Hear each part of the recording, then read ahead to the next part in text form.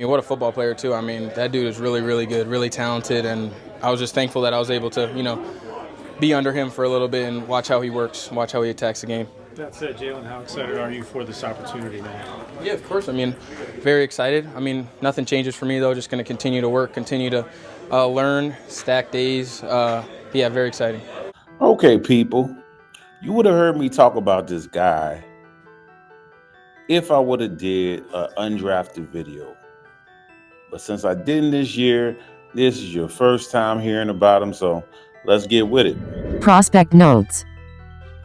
JALEN COKER is a wide receiver out of Holy Cross. He stands 6'1", weighs 218, ran a 4.57. He was a punt returner. The film showed that he tracked the ball well. He was able to get yak yards. And I saw that he was able to use his body to box out and make catches. But I didn't see that much separation on film. Not to the degree I would like, at least. The negatives. Coker was undrafted.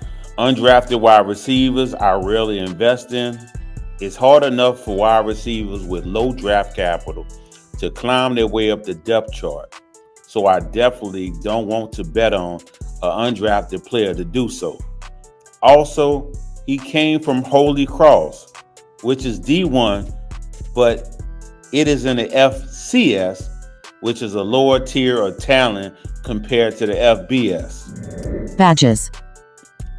Coker earned the Steady Progress Badge, the Potential Alpha Wide Receiver Badge, the Leapfrog Badge for having the highest vertical at the Combine.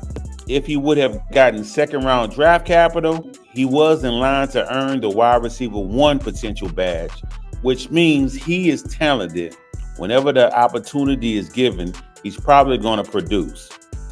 Also, he had over 3 yards per route run his last year of college and the previous year, which is a huge indicator of competency. Fantasy football outlook. I like Coker's film, but once he didn't get the draft capital, I deemed him as a long shot prospect, which is saying a lot. Usually when a wide receiver is undrafted, I label them as a bust. But for Coker, for me, it was mind-blowing that he went undrafted. There was 34 wide receivers drafted, and I ranked him above 22 of them pre-draft. I'm not a fan of the team or offense, so if you are starting him, you must be desperate, especially with Bryce Young as the quarterback. But in Dynasty, he should be owned in hopes that he plays well this season, earns a significant role for next season, and blossoms into a fantasy producer.